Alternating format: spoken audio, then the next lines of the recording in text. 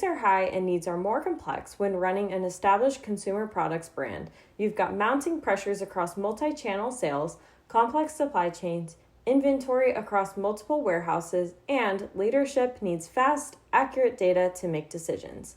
That's why leading brands partner with Baker Tilly, an accounting firm that specializes in the consumer product space. Their team understands the unique challenges of scaling product-based businesses, whether it's navigating transactions confidently, sales tax compliance, integrating ERP systems like NetSuite, or predictive analytics. Baker Tilly delivers. Discover how Baker Tilly's industry-focused services can help elevate your business. Visit bakertilly.com.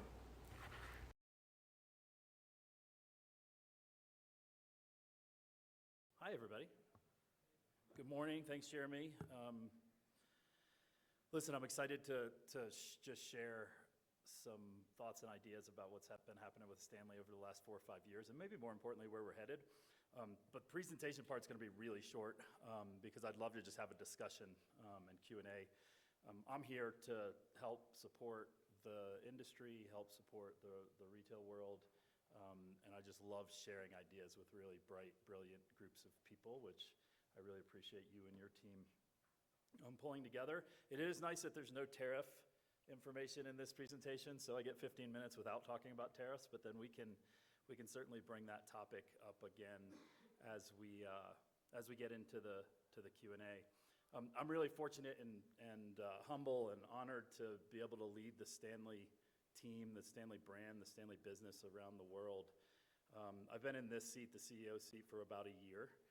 It's actually a year tomorrow officially, which has been just a wild ride.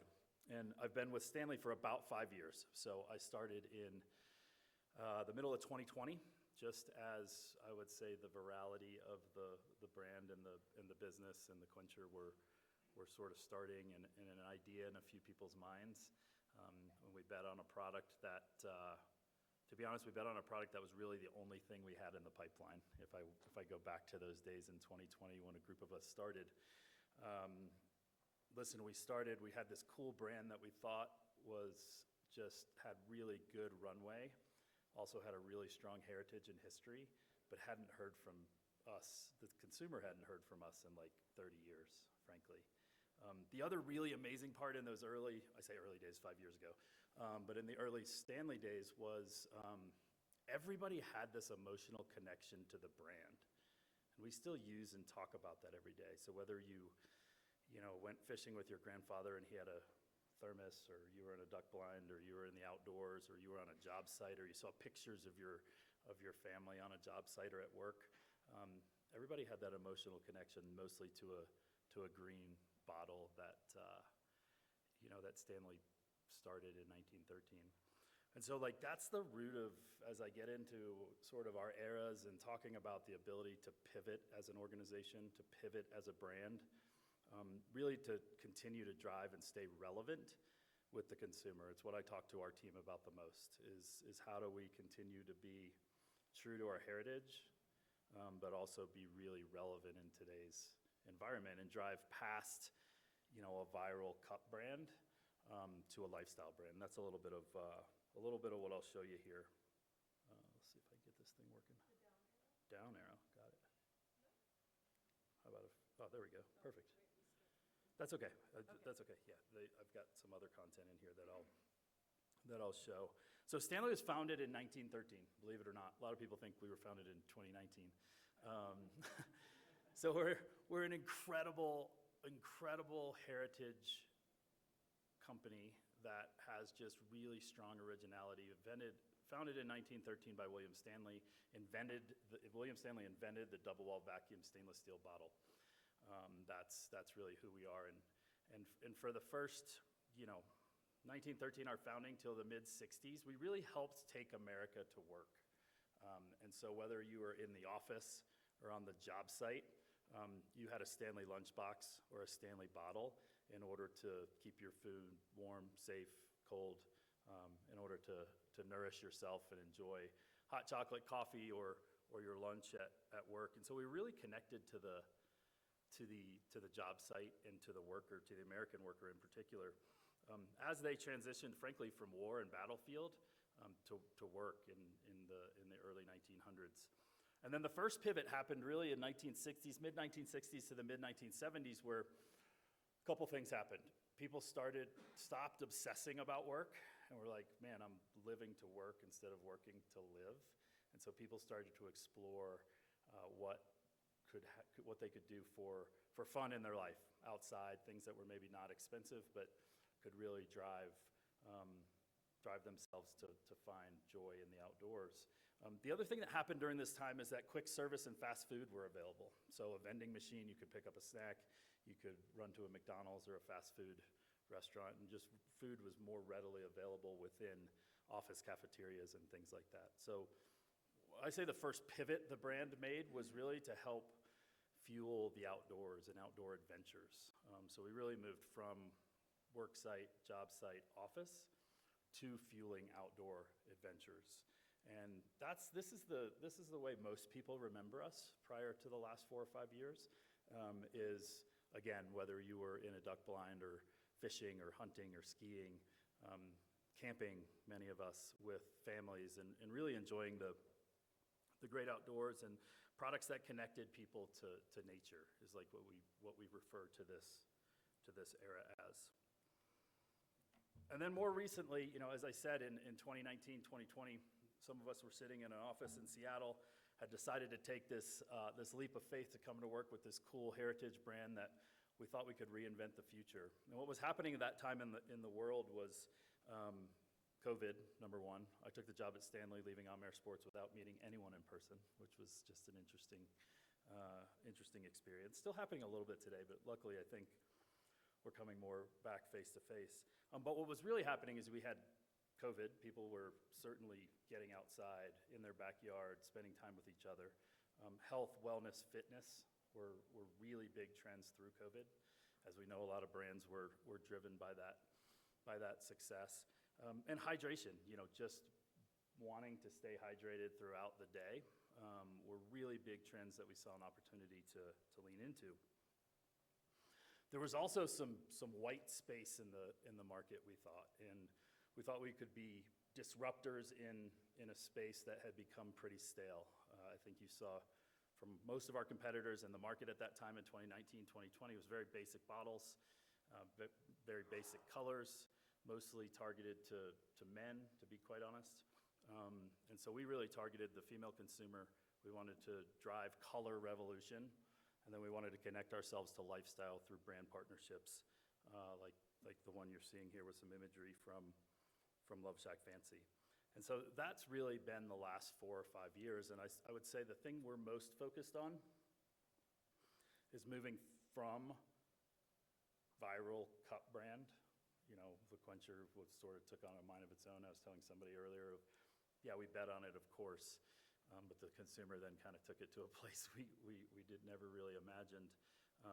But our mission is to move from a cup brand to a lifestyle brand, and a lifestyle brand that's really connected to culture and a global force in culture, sport, and lifestyle. And so that's what you're seeing from us. If you look at our content today, a lot of our content is moving away from a product in a cup and a color to showing consumers how we can make their lives more enjoyable, how we can help their connections with people, their connections with food and beverage. Sport, we believe, is really important, not necessarily being on the court, the field, or with the athlete when they're competing. We'll do some of that, but more around the food and beverage connection to sport and the fan experience. Tailgating in arenas. There's also a huge opportunity in sustainability around sport. The number one selling product in every arena and stadium in the world is a Dasani plastic water bottle, basically. And so we think the fan experience and the push into sustainability around sport is something that's a big opportunity for us and really important to our values and who we are. And so as we build this, you'll see us show up in football, soccer, frankly, more than American football. You'll see us show up in golf. We love golf because the the golfer can actually use our product on course in competition. This week, if any of you are golf fans, not public, but it'll be public tomorrow, Colin Morikawa will be using a Stanley bottle on course at the Masters, which is cool and fun. We also have, this is Nelly Korda. I think that's Nelly. But we have also the #1 female golfer in the world who will be using our product on course starting. She's actually already using it. We haven't announced that. So sport we think is really important. We also have partnered with Lionel Messi. I mean, he's got 500 million YouTube followers. Pretty good global athlete and global icon for our brand to be connected and partnered with. And I'll show you some of the content that we're using and doing. Really connects sport with the authenticity of the athlete, and then the authenticity of our brand. So I'll play this clip for you if I can. Maybe I need to press play. There we go.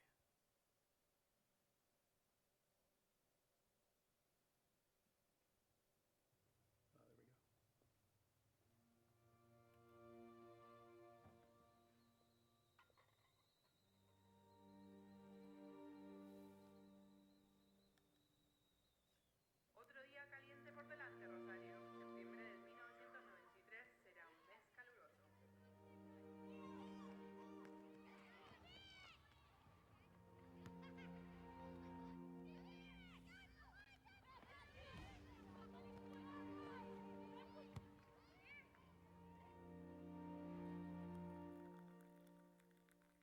Sobre el sector izquierdo, Messi juega para el color Messi, Messi para Messi, otra vez para Messi, viene primero, Messi.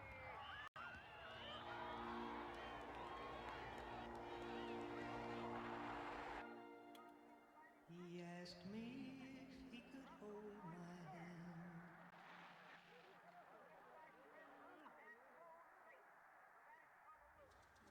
And I shyly said I wouldn't dream of it. They brought me here for 2 weeks, training all the time under the supervision of the academy staff. But then I felt his hand touch mine. Now I dream of it. How I dream of it all the time. All the time. So I love that piece for a couple reasons. It actually gives me goosebumps every time I watch it. Because one of the things that's really important as we have pivoted and shifted from, the work job site to outdoor to health and wellness, now to more even more rooted in culture, sport, and lifestyle, is that authenticity. So I see a lot of brands partner with a lot of influencers, putting logos on a lot of things, partnered with a lot of teams. But I always question, what's the connection? What does it mean? How are you remaining authentic to yourself? This is the best example of that. Leo, in another incredibly great stroke of luck for us, started using Stanley when he was 8 years old, drinking mate in Argentina. And so he's been a brand fan, and the brand has been part of his and his family's life for basically since the beginning. And so to be able to pull that authenticity and heritage of our brand through with one of the greatest global icons of our time is what I call the magic that we're really looking for in these partnerships. You're going to see something from us soon that is how should I say this without really giving it away, is a major entertainment star that happens to live in Utah. That also has real authentic connections to the brand as he starts his tour in Salt Lake City in April. And those are the real things that we look for and are really trying to root ourselves to. It's how we stay authentic and pull the through line of heritage while also stepping into sport, lifestyle, and culture. And so we don't get it perfect every time, but it's something that I think helps us drive relevance and certainly remain connected to our history and our heritage while also pushing forward into the next eras for us. And so, looking at what this next era is, it's how do we, again, move from being quencher to a lifestyle brand and what our future is. And our lifestyle is really brand-led, hype-benefited, an ecosystem of solutions for the consumer. So, of course, we want to we're driving awareness, right? We want to introduce the brand to new people. But I think more importantly for us, it's finding more ways to connect with the Stanley consumer in more places within their lives. It's even meeting rooms, for example. Like, we have to figure out how we get these plastic bottles out of the next meeting. And maybe that means us, doing some sponsorship and stuff, but it's that creating a less disposable, more sustainable life and world that is really like the ecosystem for the consumer that we're trying to build, whether they're going to the soccer field, carpool, office, camping, tailgating, outdoor barbecue, any of those things. And how we've done this, I think, is tricky, or pivoting and changing within an organ. We're now 1,500 employees, roughly. When I started, we were 250. So we're growing fast. And how we stay rooted in our values and authenticity and heritage while also pushing the organization to be almost in constant transformation, I think comes down to a couple things. One, it's rooting ourselves in vision, mission, values of the company. And so no matter where we go, we stay true to our mission, which is fuel the human experience. Our vision is to create a more sustainable, less disposable life and world. And then we have a set of values of how we act.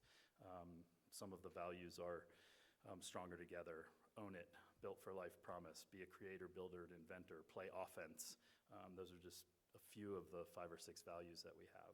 And I think if we root the company in that, it's been really easy to keep that consistent no matter which direction we choose to pivot as a brand or business. And we haven't always done a great job of that. We've worked really hard on this over the last 24 months to get it right.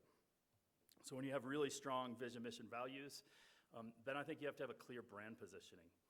And this is also something that we haven't been great at. We had a great quencher positioning from 2019 to 2023 or so. And then within 23 and 24, now moving into 25, we've tried to create a very clear brand position, brand architecture, and brand voice. I'm going to hit on brand architecture here just for a second because I think it's most important. We basically have an architecture of 3. We have an active segment, where in order to fuel people's activity. That sports sits in that, obviously. The great outdoors sits in things like that. Health, wellness, fitness sits in that active segment. We then have an all-day segment. That's your quencher consumer, right? You can take us on the go wherever you're headed, whether that's to work or the carpool, and also in your home through cocktail and coffee and things of that nature.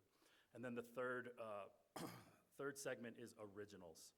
How do we really connect that consumer back to our original bottle, to the heritage of the company? And so that's what you'll see from us, both internally and externally, on just how we're developing the brand architecture of the business. So for me, it's been, and listen, I'm learning. I've learned so much over the last year, and certainly over the last 4 or 5 years, of that vision, mission, values, and clear brand position really are the 2 things that then allow you to pivot to what the consumer's telling you.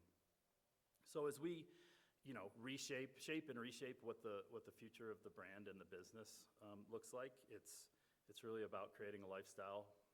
It's not just cups. We're not a cup company. We're a company that's rooted in lifestyle, culture, sport, and heritage. We anchor ourselves in sustainability, originality, quality, inventiveness. Our biggest advantage in our heritage, when we do the word bubble with consumers and stuff, trust and quality are the 2 words that usually come through the clearest. That's incredibly valuable. If you're a newer brand, you would pay a lot of money to have consumers talk about you that way. So we'll always root ourselves in that. And then, pioneering spirit, and really what it means is we will continue to change and evolve as the business, and really for us, what the consumer tells us. 20 years ago, even less than that, 10 years ago, people would have said Stanley would never make a pink cup, as an example. Consumers very quickly told us they wanted pink and blue and yellow, and we moved in that direction. I think what consumers are telling us now is they want multiple products for their lives. Quencher's not perfect for everything. I don't travel with it. It's just not the easiest thing to travel with. I see them in the airport all the time, which partly makes me happy, But then also I try to hand them a discount code and tell them to go get a bottle with a cap on it or a flip lid. But it's really making sure that we're creating, building, and inventing for what consumers are demanding. So I love telling our story. Thanks for giving me a few minutes to do it. But mostly I'd just love to have a discussion, certainly anything about our business or we can talk tariffs, whatever you guys want. Hey, Matt, Bruce Martin from Nielsen. So I wanted to focus in on your consumer insights and consumer behavior. I thought that your taking us back through your journey of Stanley 1.0, 2.0, 3.0, and even 4.0 was super insightful, like you guys really understand yourselves. My question is, did you luck into this, or how did you take a male-dominated brand for 60 years? And in my house, at least, Stanley is now driven by the females in my household. And what research or insights gave you that understanding that we can flip the script here and go to a whole new audience and bring males with you, but also tap into a female household that really is pushing the envelope fast and hard? Yeah, I have a follow-up go ahead, question. sorry, yeah. And then my next question is, as you think about 4.0, what are the product segments you think you will have the most right to play in the shortest term? Yeah, really good questions. First, if I go back to 2019, 2020, we were trying to figure out what was next for Stanley. The business was failing first, so let's be real. We were a less than $100 million business, very core outdoor, not having great success with retail. No consumers remembered us. If they did, it was from 30 years ago. So as our leadership team came in, it was certainly like a pivot point in the brand's evolution of what's next, because we can't continue. Our ownership was, very, very clear that we can't continue doing what we had been doing. And so it became about product for us. We've always been a product company. As I hinted at this earlier, there was no product in the pipeline, like literally zero. There was more green bottles and green cups, but that wasn't really resonating with consumers. And we did, I would say, see, white space in the category. And so we really quickly said hydration's got the longest runway. It's the biggest category, and we think there is runway. We bet on the quencher because it was the only thing we had. It was the only thing in the quiver of products at that time. And we were like, hey, for 2 years, if we can really run this quencher offense, we can then gives us a couple years to develop and build product. And listen, there were, again, some tailwinds of COVID, health, wellness, fitness, hydration was on the move. We had some really good early partners and influencers who believed in the product and believed in us. And then we took some chances, and those chances, paid off. And then, like I said, the consumer, frankly, with consumer-generated content, a car fire, we bought somebody a car, like it just sort of took on a mind of its own and became, the virality was crazy from 22 into early 2023. But with the consumer insight that really we leaned into is like, this isn't going to last forever. How do we like future-proof the brand for what's next? And so as much as we were trying to drive quencher, you can imagine that supply chain, by the way. We went from, we 15x'd the business in 4 years. So the supply chain challenges of that were like ridiculous in a great way. But they were better than tariffs, better challenge than tariffs on the supply chain side. But we very quickly were like, okay, well, when this quencher thing normalizes, let's call it, and we're seeing that right now, like what's next? And so we clearly still wanted to own hydration. We're the number one market share in hydration in the world. At that point in time, we said two things. We want to diversify within hydration, so different sizes of a quencher and then products around quencher. We need to diversify globally, so we went fast to build a business in Europe, Asia, and South America. And then third, we need to look at category and product extensions. And so the product extensions we're looking at are certainly in coffee, spirits, and bar. Also, as you've seen from us, in soft coolers and backpacks and coolers and things still connected to food and beverage, but more on the go. And that's been incredibly successful and is a big part of our growth plan for 2025 and 2026 is what we call mobility and storage. It's another place, frankly, where we see white space. We see white space between a cooler and a purse, or a cooler and a tote bag. And we think there's some design, fashion, lifestyle, trend, white space in between those two. And that's not news. What you've seen from us is already products sort of in that space. We've got 2 punchers for the next 2 questions. Nice.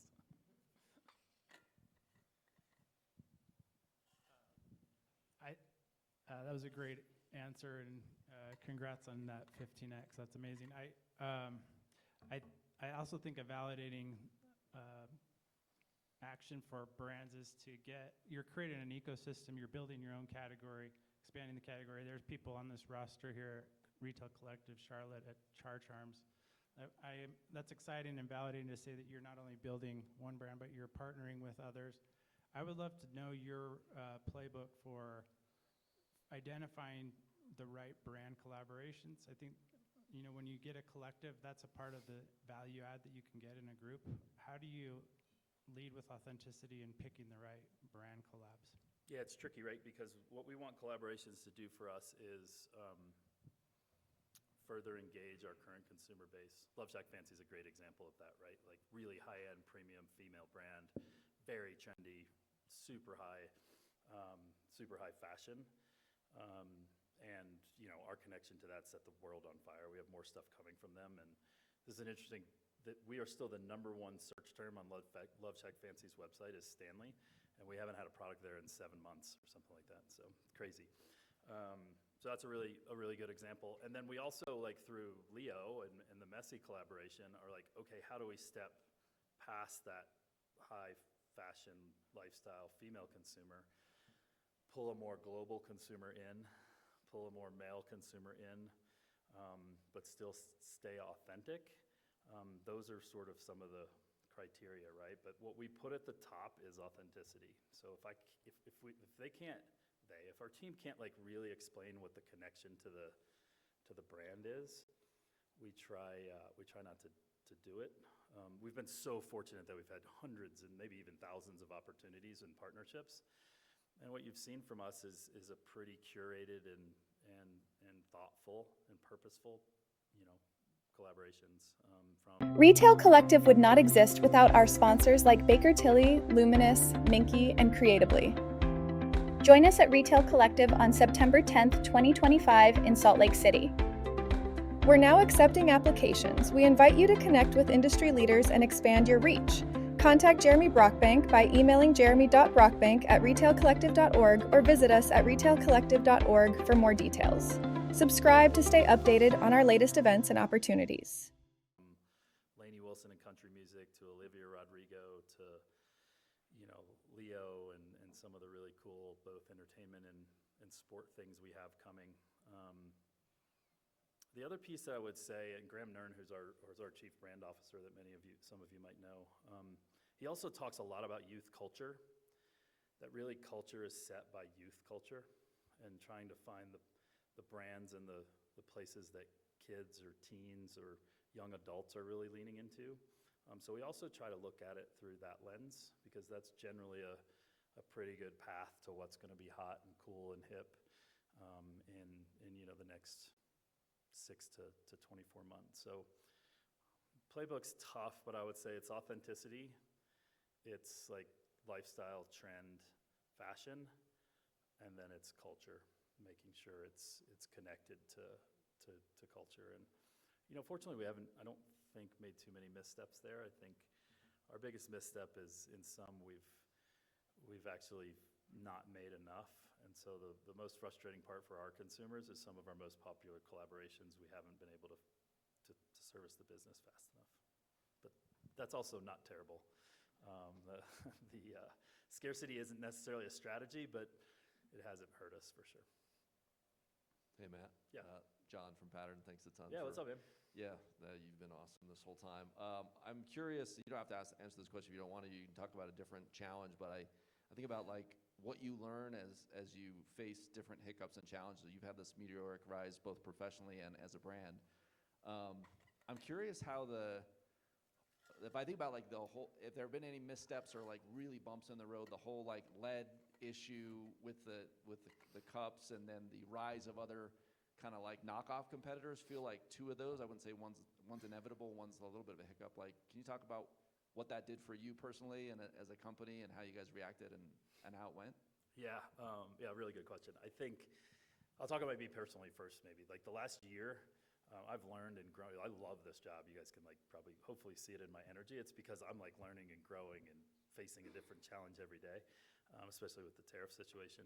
But even if you go back to last year, what we were dealing with this time of the year last year was, some really bad press around lead. We believe sort of not made up, but certainly brought up more prominently by some of our competitors. So we had like a PR crisis or PR disaster. That has taught me a couple things, is that one, PR crisis and disasters are ongoing. They'll always be on the CEO and president's desk. If it's not today, it's tomorrow. So we have to be prepared for them. So preparedness has been something that I spend a lot of time on. Second is legal.